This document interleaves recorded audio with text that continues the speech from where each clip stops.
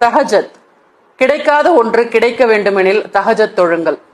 விதியில் இல்லாததை தஹஜத்தின் துவா விதியில் கொண்டு வந்து சேர்க்கும். தஹஜத்தில் செய்யப்படும் துவா இலக்கு தவறாத அம்பு போன்றது. தஹஜத் என்னும் இரவு வணக்கம் ஆன்மாவுக்கு ஒரு ஆறுதல் அளிக்கிறது. மேலும் ஒரு மனிதருடைய வாழ்வில் பிரகாசத்தை ஏற்படுத்துகிறது.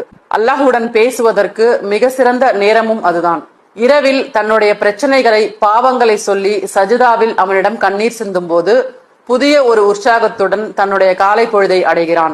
இன்று மன அழுத்தத்தை நீக்க எந்த நவீன தத்துவத்தை நாடினாலும் அது தஹஜத்திற்கு நிகராகாது.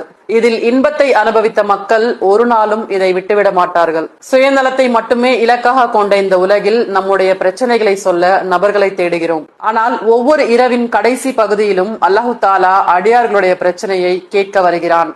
ஆனால் நாம் போர்வைக்குள் சுருண்டு கிடக்கிறோம் சூரிய உதயம் வரை. வாழ்க்கையில் ஒவ்வொரு நாளும் ஒவ்வொரு மனிதனும் ஏதோ ஒரு பிரச்சனையில் சிக்கிக்கொண்டு தீர்வை எங்கேயோ தேடுகிறான், தீர்வு அருகாமையில் உள்ள நிலையில்.